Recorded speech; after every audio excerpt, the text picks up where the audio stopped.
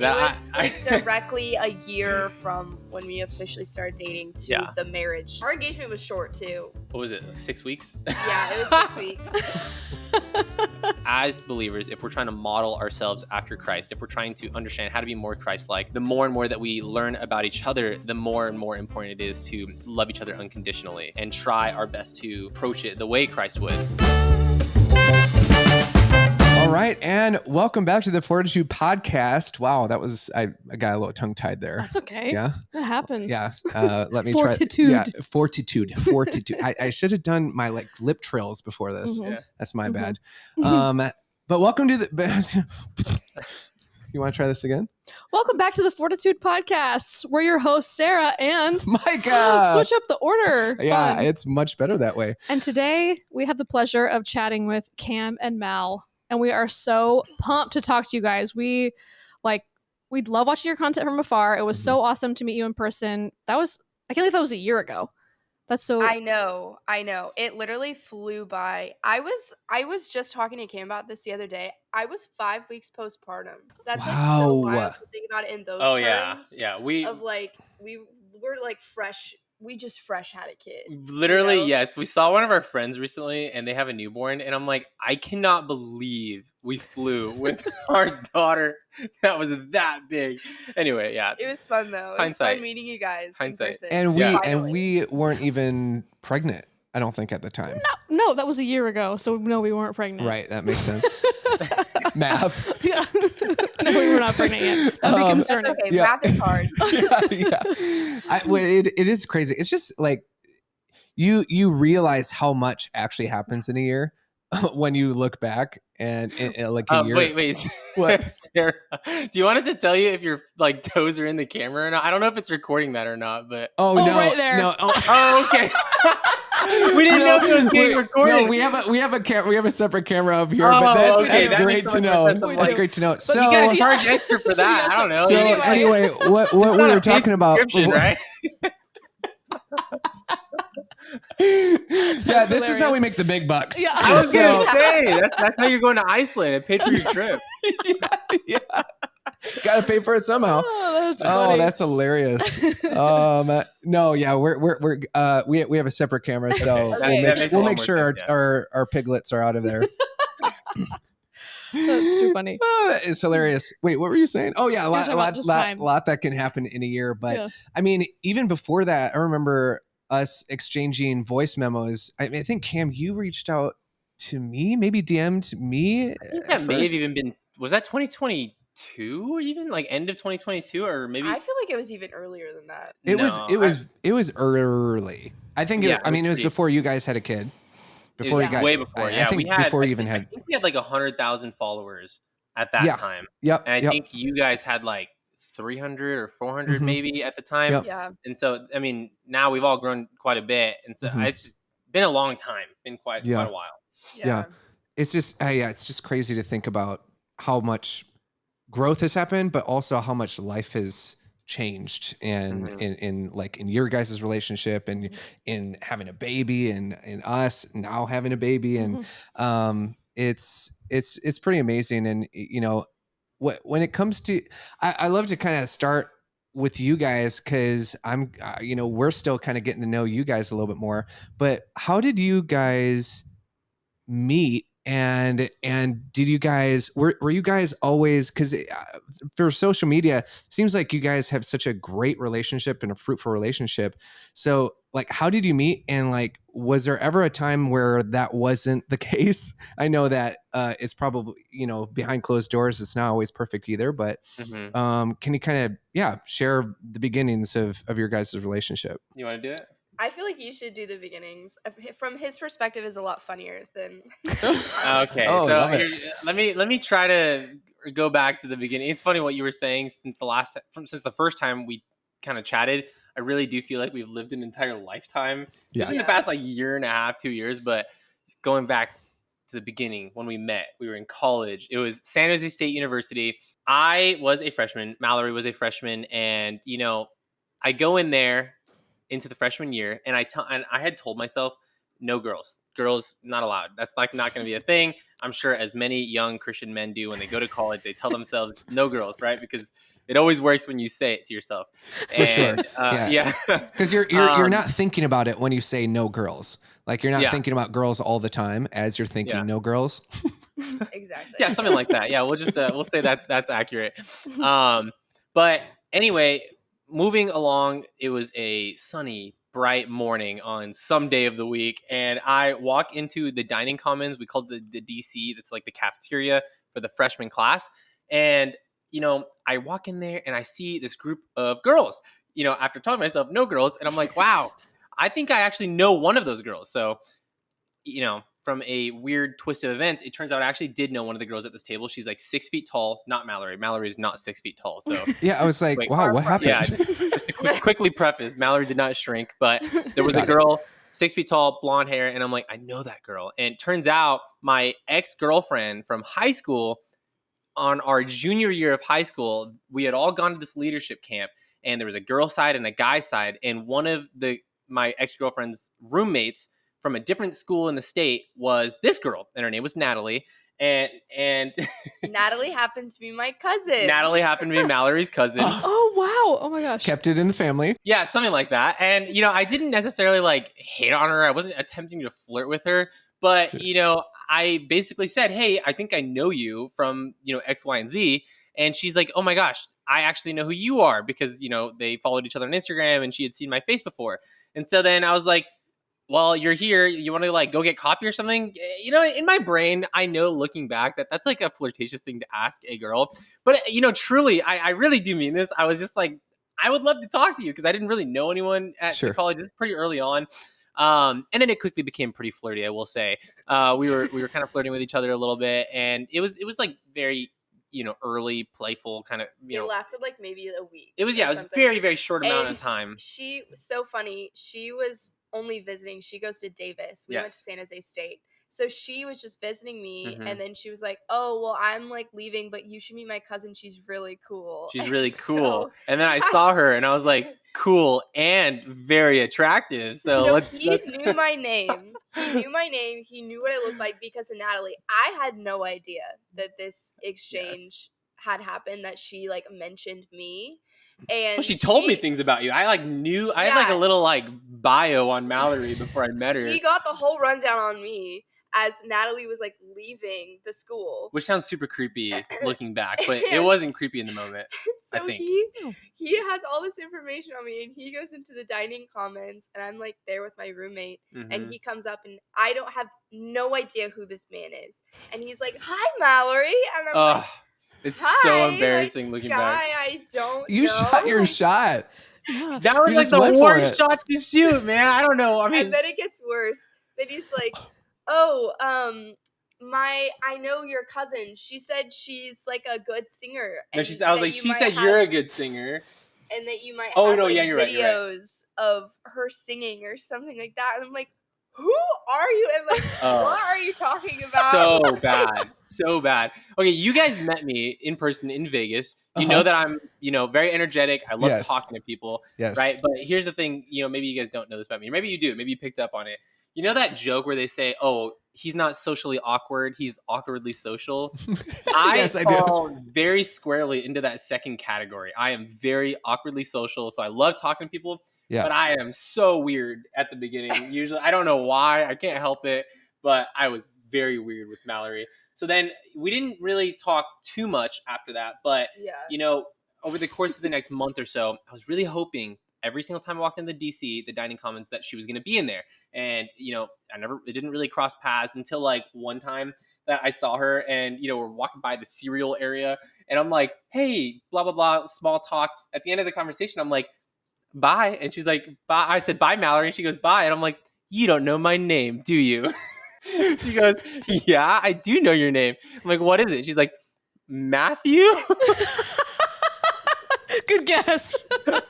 Yeah, and I'm like, I remember telling so my close. roommate, I'm like, this guy that I keep seeing, he knows my name, and I'm in too deep, and I do not remember his name. But it's the worst feeling. Yeah, it's the worst feeling.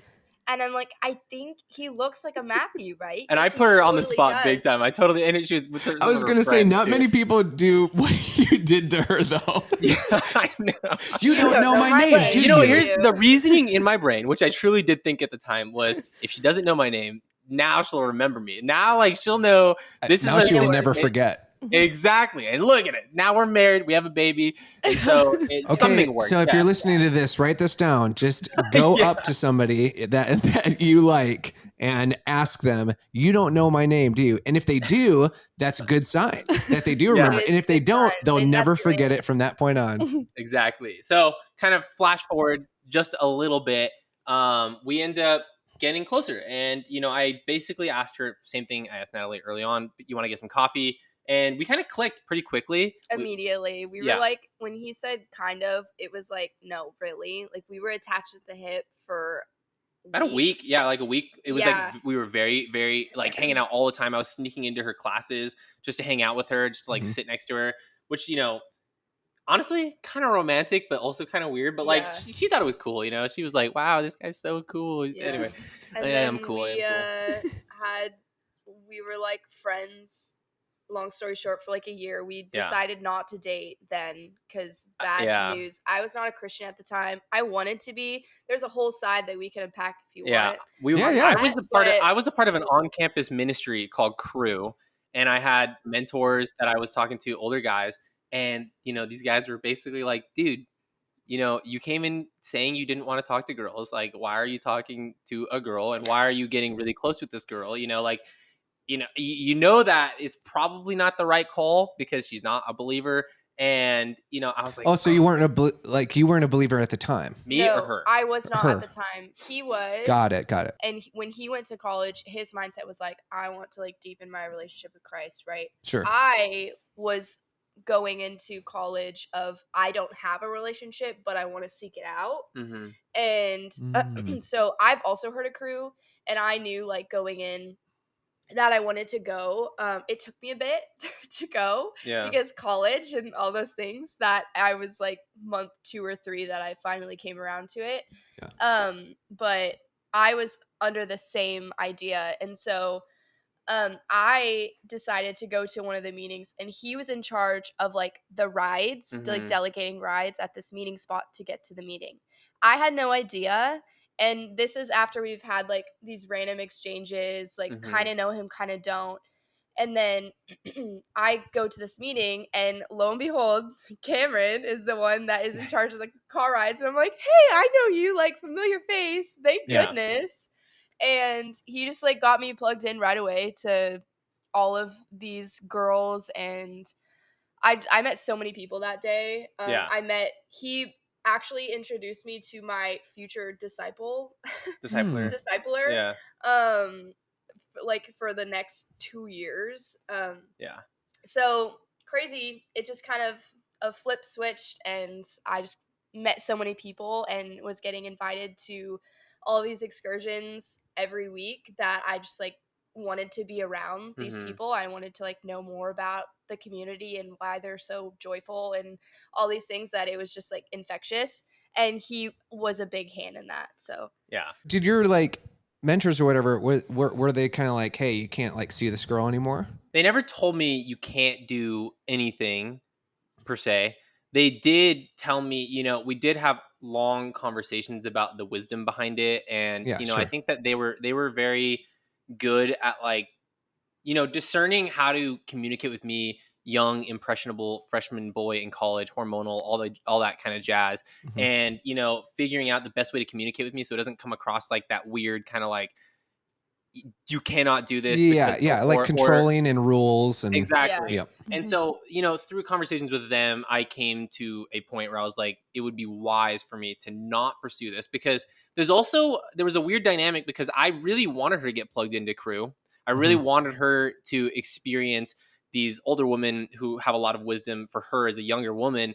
And, you know, I would like to think that at the time, I'd like to say at least that it was like mostly altruistic, but it wasn't. You know, like I had a hard time, you know, keeping her plugged in and getting her connected, but also like trying to not be a flirty guy, you know. And I'm sure there's a lot of other guys that maybe have that issue, but at the time it was just very difficult. And there was a part of me that's like, oh man, I want her to see all the wonderful things that, a relationship with Christ has to offer, and, what fellowship in college has to offer for, young people such as ourselves.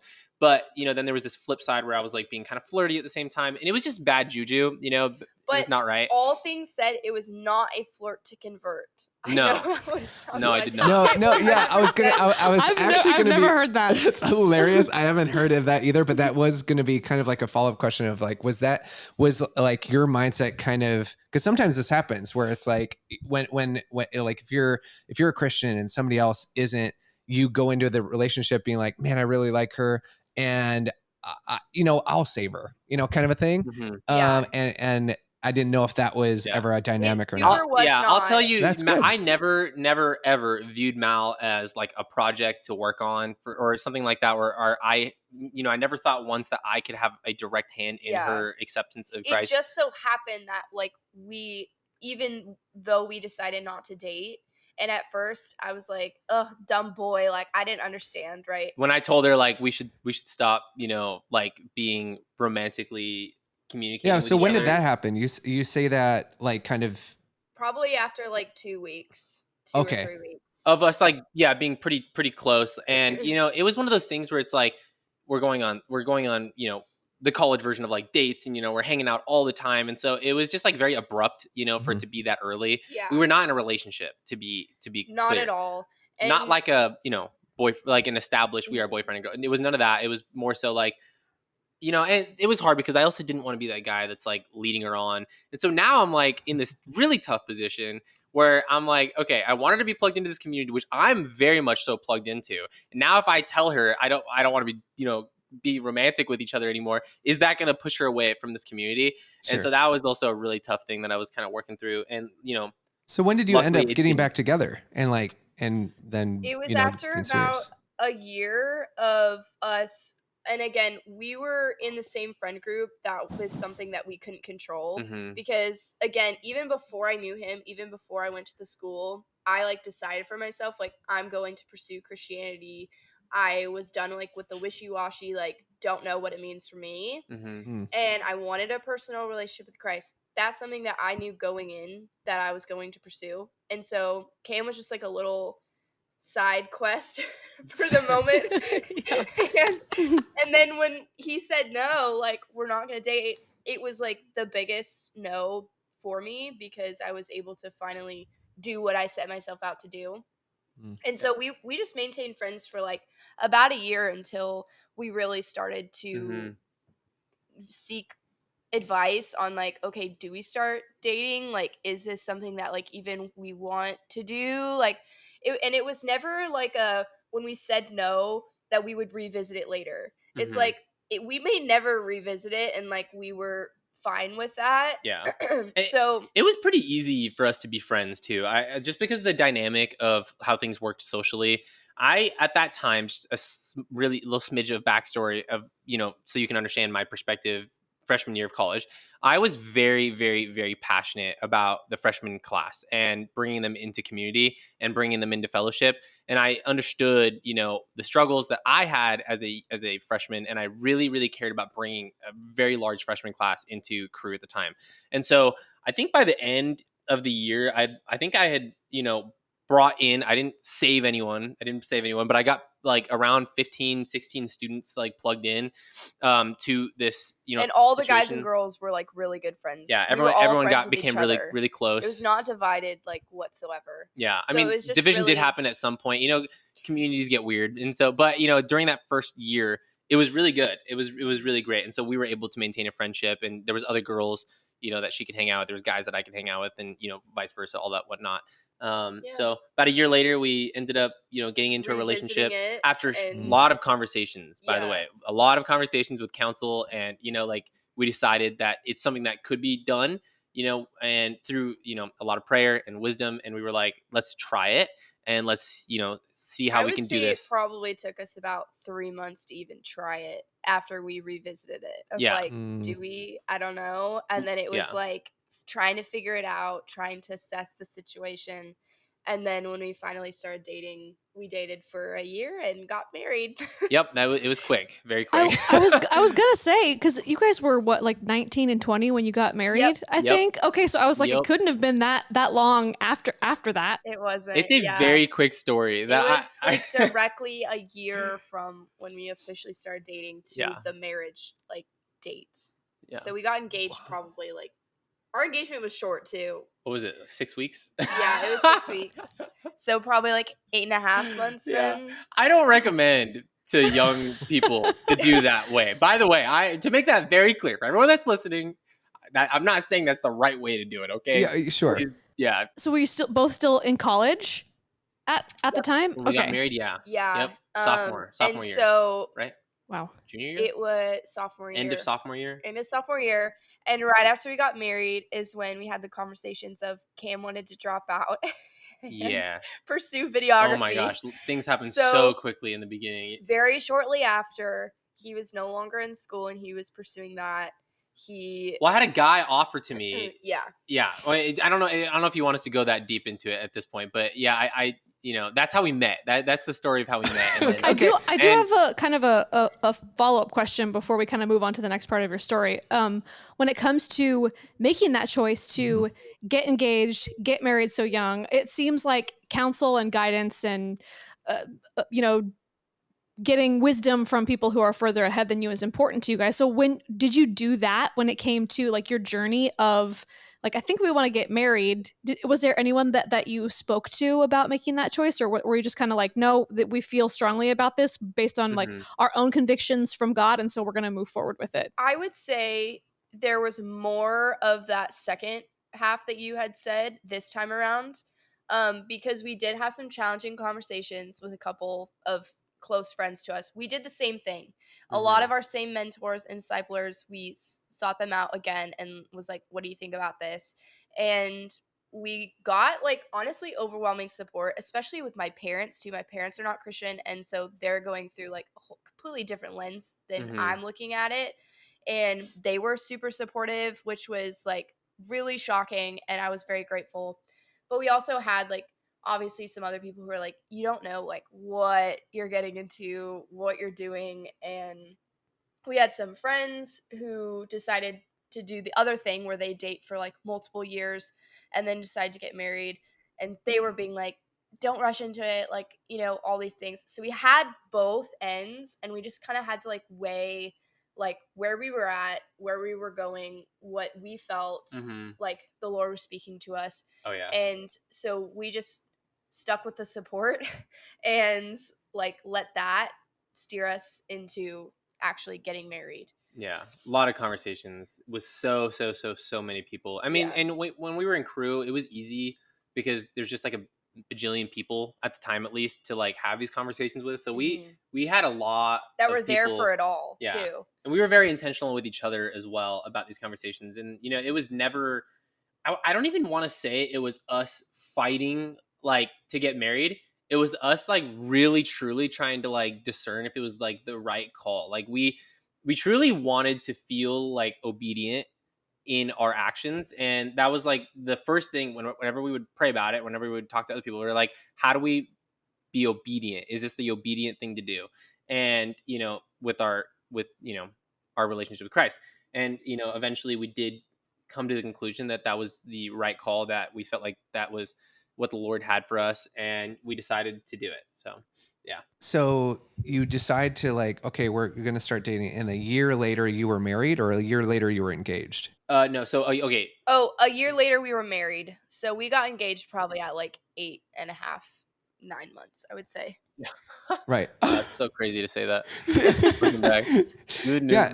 So in that time, I mean, whether it's in that time or now, you've been married for just over 4 years. Yeah. Has there ever been like any moments or any like for us, before we got married, we broke up for 24 hours. That was like kind of a silly thing. Before we got married, before marriage was even like a thought in our minds of something that we were gonna do. Yeah, before like the day before your wedding, you're like, it's like, you know what, we should take a break. No, but like we just like, we're not on the same page. No, and that was when, like, I mean, it sounds like you guys had it at a young age when you had some good like people that you could come to. Or even if it wasn't people, it seems like you guys were able to have conversations between the two of you that allowed you to discern that your visions for the kind of lives that you wanted were aligned. And it just took us a lot of outside sources for us to be able to learn how to have those conversations. So I'd be.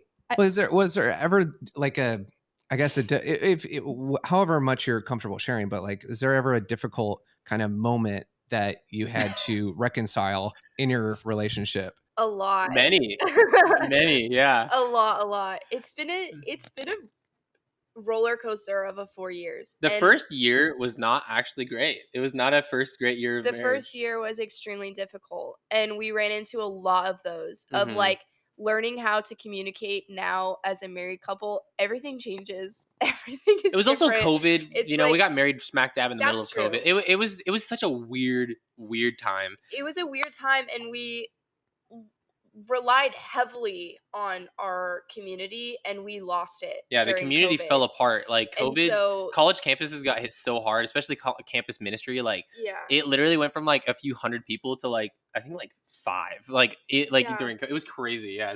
So we were running under that, and also realizing like there were so many transitions happening at once, and Cam like dropping out, and like me trying to figure out what I want to do. Do I still want to be in nursing?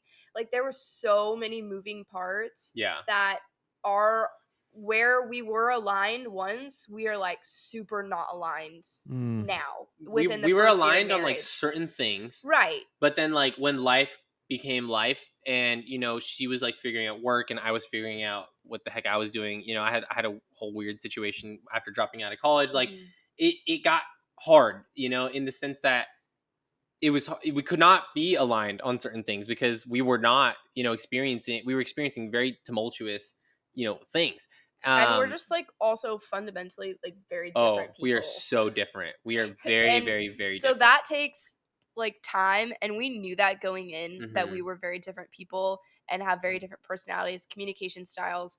It just takes time to learn how to like trust that. Yeah. Instead of looking at it as like an obstacle or a bigger obstacle of like, I don't trust how your mind works. Like, I don't know how you got there, to now being like, okay, the way that you think is fine and it's valid, and like going through it in that sense of like, I trust how you got there. And so like, here's my end, here's your end, instead of like being two opposing forces. Yeah. It took us a while, and we're still learning it, obviously. It's for many, many years. And then parenting happened. Yeah, which you have to communicate way better. The way this is coming across is like we had nothing together and we rushed into everything. But no, I think that even with the pregnancy, we had community at that time, which we talked very heavily to people before attempting to get pregnant. We talked a lot to a lot of the other couples who were believers. At the time, we talked quite a bit extensively to Hunter and Devin about that. We talked to both, I talked to my brother and my sister-in-law. They're believers. I talked to my father. Like, there was many, many people. But to answer get back to the point, there have been many times where it has just been very, very difficult. And, there's a point when we even tried like a marriage counselor when we were in San Jose. And this is a Christian marriage counselor. And he literally looks at us and he goes, listen, it's okay for things to be the way they are. I always tell young married couples that like getting married young is like throwing 2 wildcats in a cage and expecting them to get along because, like, first of all, our brains are not even fully developed. I'm not even 25 yet. I'm 24, That's like our immediate go-to. It's the frontal lobe. Yeah, the frontal lobe issue. It's not done. Yeah, it is not done. It is still in development. Well, it's so true, because like you're still like very much trying, like figuring out your identity, who you are, like what, like your purpose in life, where you're wanting, and like that. Sometimes that takes a while for people to even get to that, and all those answers. Those are such huge questions that I think at such a young age you're very much in that process. It's very, very few people, such a small percentage that know exactly who they are and what they want to do for the rest of their life in high school. And even if you think you do, you don't really. It's And fluid, changes. it's like it's been hard, but it's been a privilege to be able to go through that with him because like he is such a rock in my life, as difficult as it has been. It's like, like he's your person, I'm his person. And going through these like life changes, because there's been so many, like you get to go through that with them, that we've lived so much more life, but you get to do it with that person. Like in these crazy 20s, like everything is changing. You have them to like lean back on. Well, even and you can choose to, like, through the difficulties of what you go through in a marriage and in a relationship, it can either break you and like cause this division and separate, or it can cause you to become even closer and strengthen you. Like kind of like a muscle that you're using, you're tearing the muscles, but then if you choose to recover correctly, it can actually become stronger in a relationship. I mean, like we've had gone through miscarriage in our first one. I think a big one was she caught porn on my phone, and that was a big discussion around that, and gaining her trust back through that process. And it's like that was a process, but I think because of it, you can speak on this, but like you learned a lot about your side of that, and like where you take your value from, as well as me realizing kind of where my brokenness is and what I need to work on. Just choosing to have the difficult conversations instead of sweeping them under the rug, or just being like, forget it. I don't want to talk about it because I'm angry and whatever. I don't care. I'm just mad. So it is just leaning into having those hard and very uncomfortable conversations that in the moment are just the worst. But later on, you're like, wow, I'm so grateful that we went through that season and had those conversations and now have like the fruit from it.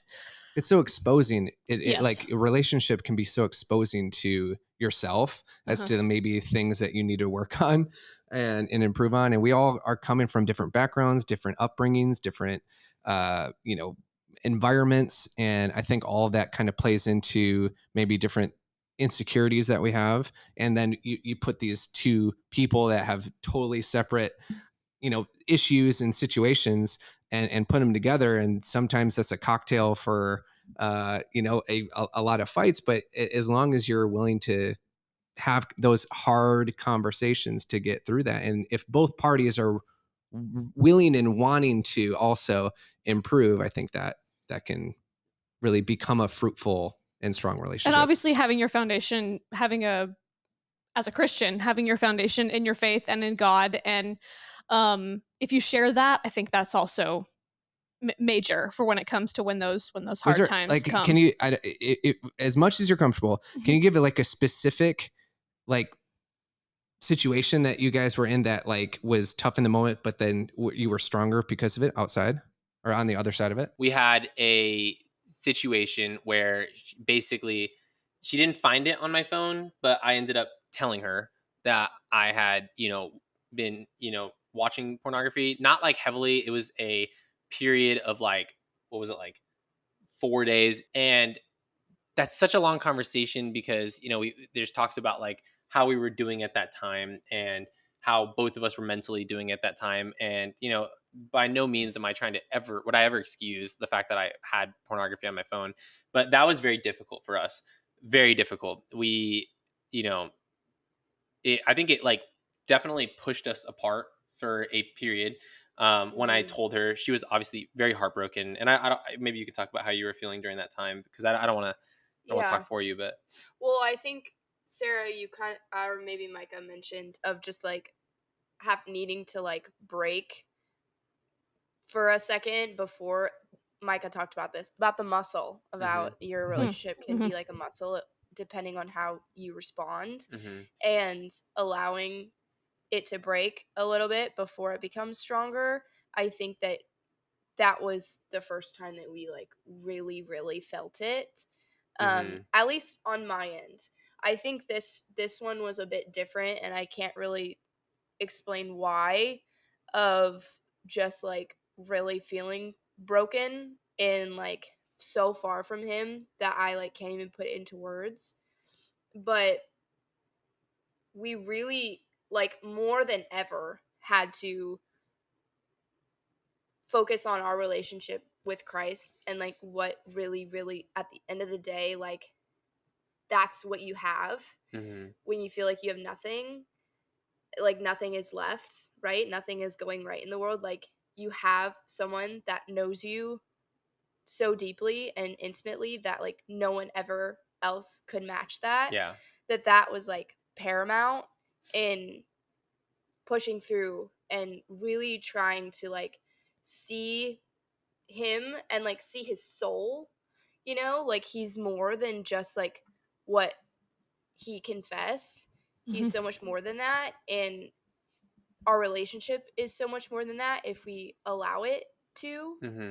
That was a rough period in time. Pretty rough, and yeah. it took time, and it still is taking time. Yeah. But it is like time does heal, and like there is a lot of practical ways to earn trust and to build up that trust again as like a family dynamic. And so Yeah. yeah. I think it's the reason, I wanted to bring that up, and I'm sure that you guys, probably can very much so agree with this. There's like so many young men that, struggle with pornography, so many young men that are married that struggle with pornography, that, are Christian that struggle with pornography, that are not Christian. And it's honestly, it's so horrible. And it's difficult because I feel like it maybe doesn't get talked about a lot. There's a lot of, the world that, says that it's a good thing, says that it is something that's, that guys, it's okay for them to go through this. It's a something that's not necessarily damaging, right? Back to kind of touch up on what she was saying, something that popped into my head. There was a message that I had heard when we were in college at one of these weekly meetings with our campus ministry, where the guy basically said that as humans, the more that we know each other, right? Especially the ones closest to you, the more that you know someone, the harder it is to love them. The easier it is to hate them, and the easier it is to resent them, because we are super broken and we are super messed up as people. And so the more and more you know about someone, it gets way harder to love them. And I think that, being Christian, it's nice. It was nice for both of us. That knowing that there is someone who knows everything about you, that loves you unconditionally.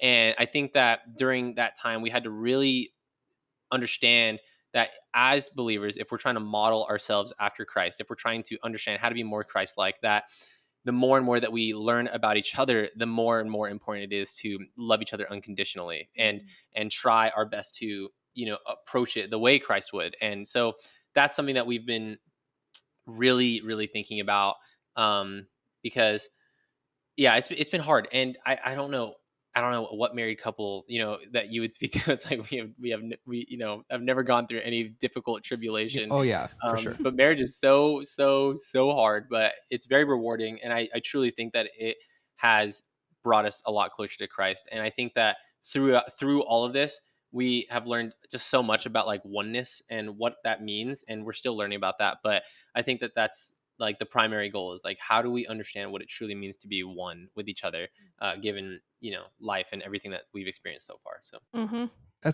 that's so powerful. Thank you guys for sharing that, because it does not get talked about enough. And I relate to a lot of what you said, Mal, in regards to the journey of like, I need to sort of like for me, I had to really lean into my relationship with Christ and God, and be like, this needs to be my main source of validation.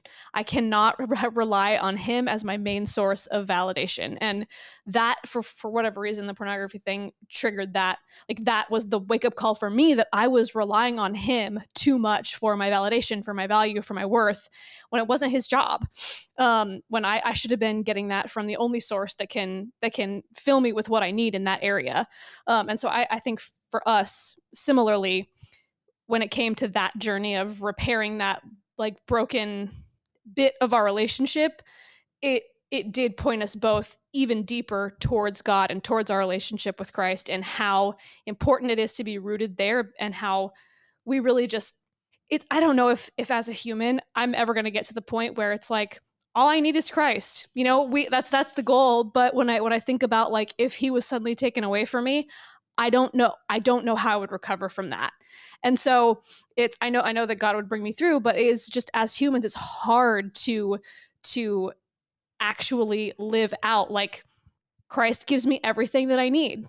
And we can continue to work towards that. But that was a big, I think, when we go through difficult things in our relationships, we get just that much closer to Christ. And the closer we get to Christ, the easier it is to be one in our marriage, like you guys were talking about. So just thank you so much for being open enough to share that, because I think it's really important. And I also want to commend you, Cam, of your bravery for going to Mal and like sharing that. Mm-hmm. That wasn't my situation. Mm-hmm. She literally had to find it on my phone. And that was on total accident, you know? And I just think that in itself, I don't know if this was the case for you, Mal, because it was probably just so hurtful in the moment, but showed you that, hey, this is something I really want to work on. Like I've struggled in this. I fell, like, and to be open enough to sharing that side of him and that like brokenness and just like low point, it has got to be maybe a sense of, well, I don't know what the word is that I'm looking for. No, it is. You know what I mean? Yes, repentant. Okay, yeah. Is how I view it, and it is helpful, because I going into marriage, I've known that like he has had this upbringing, he's had this history, and it has been a big, huge, major point of his testimony, and how God has like delivered him from that. But that goes to show that like there are still slip ups, right? Like we are so broken. There is still history there that like takes years and years and years for people to overcome. Mm-hmm. Sometimes there are cases where it's just like a 9-day switch and then it never again. But for most people, most men who struggle with it, it is an ongoing process. And so one thing that I've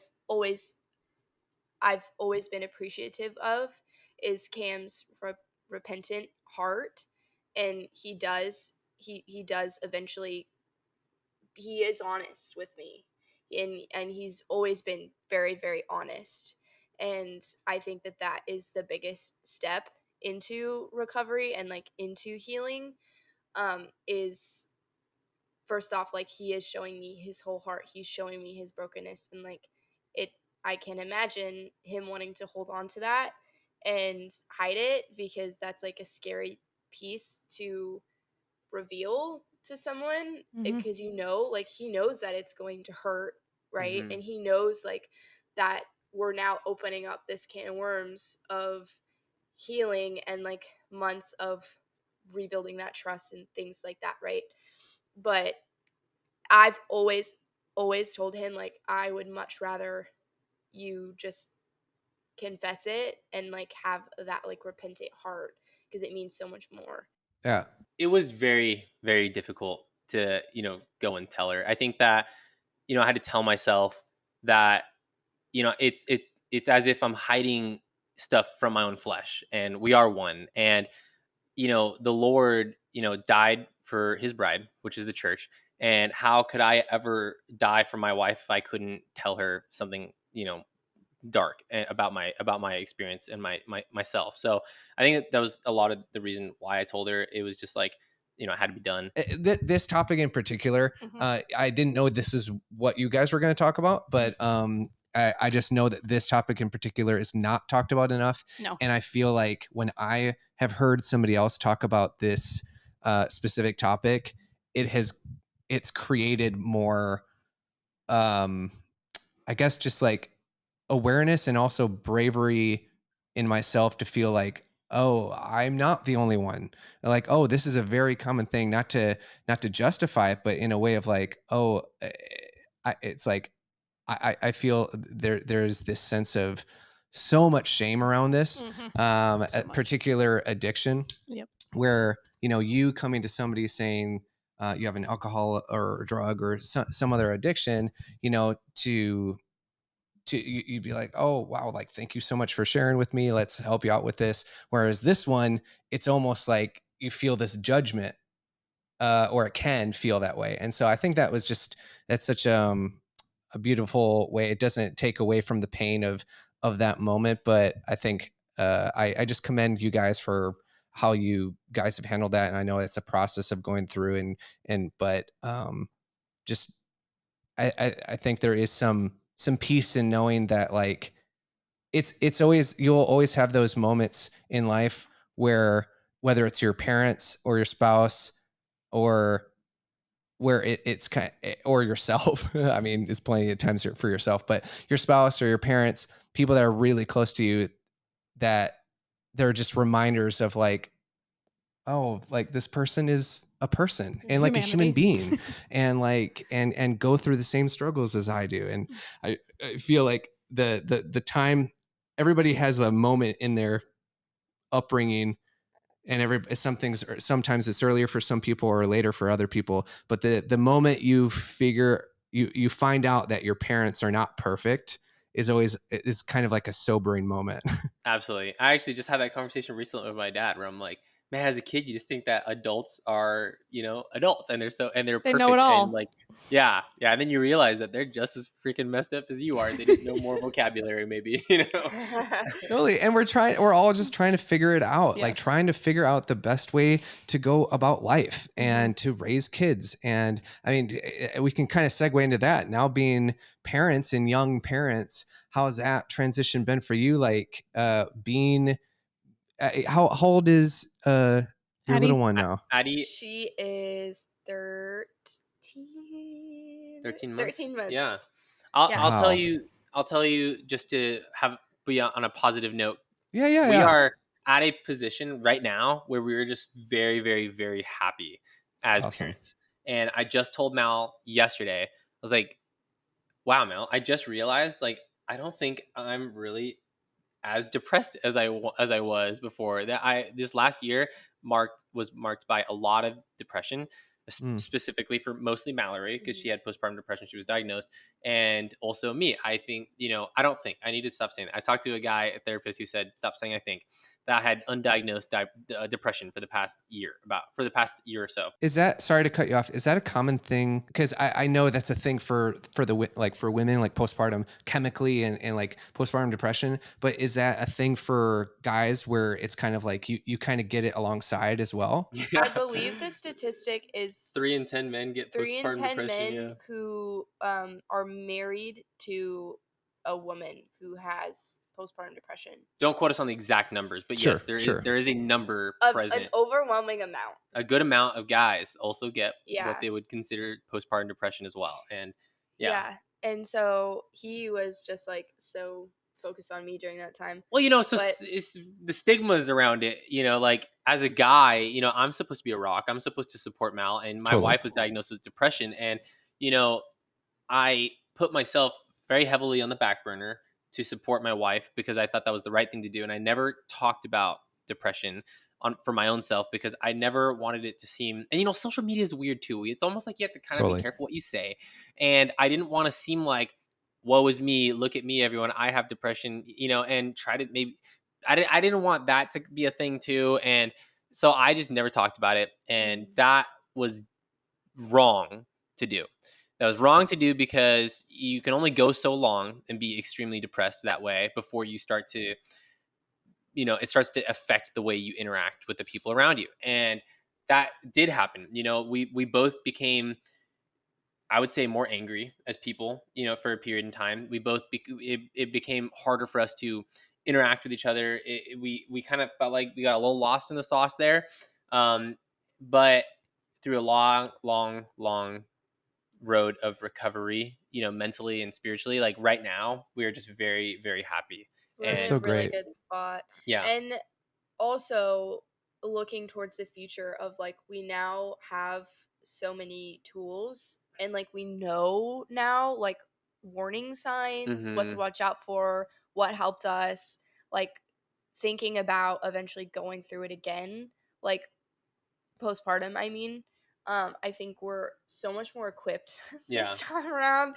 And some families like get really affected by the 1 to 2 transition. They say like that's so much harder, but others like truly it's like the 0 to 1 where your whole world is rocked and like it's just very like different and overwhelming, and like so many people react in so many different ways and their experience is unique to them. And I think just we're just at a good spot now where we're like prepared in our mind's eye of like, okay, like we know what to do now, we know what to expect and how to be there for each other. Like I now know so much more about Cameron and how he is emotionally than I ever have before or have ever had to learn before. And so that has just like been super helpful overall. Yeah. Is there anything practical or tangible that you can share in regards to like these are some of the tools that helped us for anyone out there who might be in a similar season? Because I think again, like you were talking about, Cam, there can be even for women with postpartum depression, there can be stigma surrounding it. So is there like are there any tools that are easily shareable for maybe someone who's in a similar situation? I have, I'm not going to say, I will say I have undiagnosed ADHD. I have not got the official diagnosis. I'll take it as well, honestly. But a PhD scholar has said that he does. Yes. Oh, okay. So someone that we know that's getting his PhD in clinical psychology is pretty much certain, not pretty much, is like, you have ADHD. There is someone else that we are very close to who is a social worker and, will diagnose people with ADHD. Had that conversation recently and they're like, yeah, you have ADHD. And so I haven't gotten diagnosed, mostly because I have issues with getting things scheduled and following through. Funny enough, funny enough, ironically. You might have it. Yeah, just something like that. But that has been interesting to learn because, there are so many things that people don't know about ADHD, about emotional regulation, and about the way that you pursue the things that you need to pursue in order to love those around you, and to, what do you need to do to get yourself mentally to a state where you can operate, with people who do not have ADHD. And that's been a huge part of my learning curve throughout this process. But to answer the question, because, for many men that do not have ADHD also, but may be experiencing very similar things, I would just say, and maybe it's like a bit of a cop-out answer, but I don't believe from my perspective that it is. I think you truly, as a guy, especially I'm talking for the men, need to like try to get it figured out. If that means therapy, go to a therapist, even if that means like 1 or 2 sessions. Just like, if things are going down in your marriage and you're in a season where crap doesn't feel right, and maybe your wife has postpartum depression and you just don't know how to operate with it very well, and maybe you feel things are totally different about yourself, and you just don't know how to explain it. Get it figured out, because it is not just important for yourself, but it is so important for your wife and for your children that you, as a man, get it figured out. Because you might think that pushing it aside is the right call so that you can support your spouse. That is not the right call. The right call is to get it figured out. So, because you need to nourish yourself and understand your own self so you can love the people around you. Because you can't pour into people if you're an empty pot, or if you're an empty teapot. So, and I would say that on the flip side, the same. Like I don't know why, but I was so intimidated by getting on medication that it took me 6 months to like actually make that appointment and be like, please help me, I'm not okay. And I don't know why. I was just like trying to muscle through it and like figure out like, okay, I need to like work on my coping skills, like all these things. But what they don't tell you is that when you are depressed, you do not have coping skills. You cannot build your coping skills when you are in a depressive state. You don't have those capabilities. You don't have that motivation. You don't have that like wherewithal to tell yourself to do that. You can't. You can't do it. You can't do it on your own. And like that was my experience, is like finally being okay with the idea of getting on medication so that I can be at a base level so that I can build these coping mechanisms. Yeah. Like I needed to get myself back to baseline psychologically, hormonally, all of those things. Like I needed to be balanced so that I can like now work on those things to where I can eventually get off of it, because that was my thing. Is like I don't want to be reliant. I want to like, for myself personally, this is like my own unique experiences. I wanted to build these coping mechanisms and like how to day to day learn how to deal with this, because this may be reoccurring. This may be something that pops up again in the future and I want to be equipped. And so that really helped me, was just like being okay with getting on medication and allowing it to like help me help myself, basically. And then one last thing that I'll mention is during that time before Mal had gotten checked out, I was very, very, very heavily encouraging Mallory that was something that she probably needed to do. Is you need to get checked out. You need to get checked out. And it wasn't always out of just like pure kindness. It was like there was times we would be in an argument and I'm like, please, if something we need to know, like we need to know if something's wrong. And there was times that it was purely out of, just like the kindness. I mean, not kindness, but like I truly, from like the love in my heart for Mallory, was like, please, I want this for you. I want you to know what is happening with you, because if maybe nothing's wrong, maybe nothing's wrong, right? But that didn't seem to be the most likely case to me. And knowing that now, I would also say maybe if you're a wife and your husband is exhibiting certain signs, right? Maybe do the same thing for him, because it was easy for me to go this way, right? Because we already talked about why that was easy, but maybe because of the societal stigmas, like maybe it's not. I wasn't looking for it. Mal was not looking for these things too about me, about how I can be, figuring out what I'm going through too. So as spouses, just like look out for each other, and so that's probably what I would say, given our experience, would be good for other people as well. Yeah, that's fantastic. I mean, that was a great learning for me, what you just shared, Mal, because I haven't ever, it's something that I personally have not experienced, and that makes so much sense, where it's like when you are in that state, you cannot use those taking your thoughts captive tools. Like that's not enough. It's not enough. That's not going to work. So that's such a powerful point. And thank you for sharing those things. And for like, I hope somebody hears, it's like going to therapy, especially guys, because we have egos, is good. Like you go to the gym to get strong, like physically. So go to therapy, go to counseling to get strong mentally and like emotionally.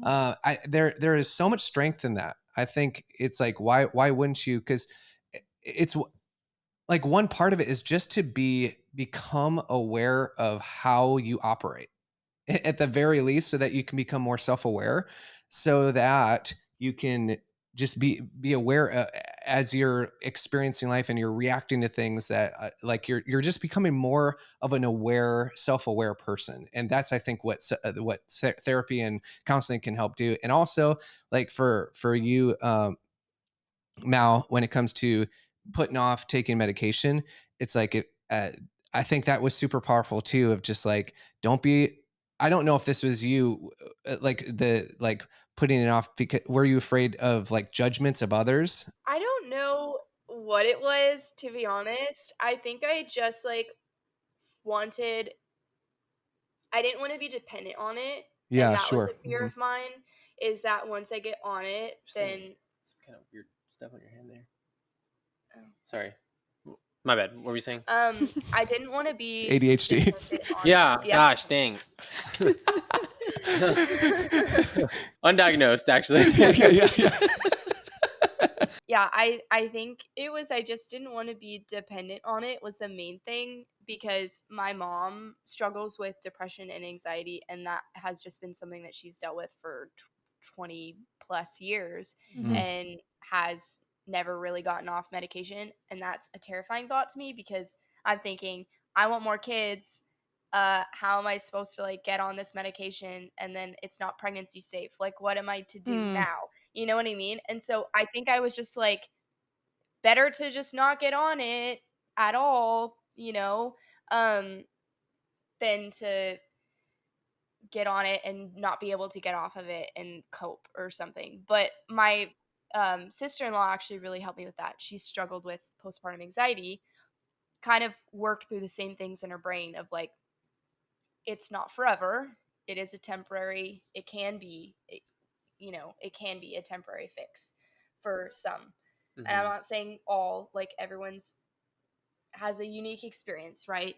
But for her too, she was on it when she needed to be and built up those coping skills for her, and like she got herself back to baseline. And when I heard that, I was like, okay, I'm getting myself back to baseline. This is not like a crutch for me. This is like just temporary so that I can like build myself up and like work through this period in time, and like I will eventually be able to get off of it. Wow. That's great. That's really good. Like I've been like, thank you guys for sharing everything that you shared. I have learned a lot, honestly, just from hearing from you guys and your experiences. And I want to be respectful of your time. I appreciate you guys just in everything you shared. And like I have so many more questions. Yeah, I know. We could go. Maybe we'll do another one down the road. But we appreciate you guys, and we're here for you. We're praying for you. Just know that you guys can reach out at any time. Like we love you guys, and when we step into a new parenthood. And you're such a, like, your guys' content is such a bright light in the social media space. And thank you. Yeah, if you haven't already, go and follow Cam and Mal on YouTube, Instagram, TikTok, all the platforms. They're awesome. It's just fun, wholesome, just joyful content. And you guys, it's like, you are what your content is who you are. And I think that's a real as gift. You guys saw in Vegas. But as we always do, we always wrap up our podcast by singing goodbye. So we have 2 notes. Goodbye. And then hold out whatever notes you want. You pick the notes out of thin air. And we see how it sounds. Okay. All right? Sure, let's do it. It almost There's no never right or wrong. Sounds good. Yeah, it almost always sounds horrible. Zero pressure. The bar is so low. Super low. Let's do it. So, you want to do the honors? Oh, sure. Go for it. And as always, we like to end our podcast by singing Goodbye. Honestly, I feel like that was one of the better ones. It might have been. You guys might be like now on the top charts. Oh, I love it. Amazing. Yeah. When you guys released your top 10, I really hope to be up there. So bye, guys. Subscribe, like, comment.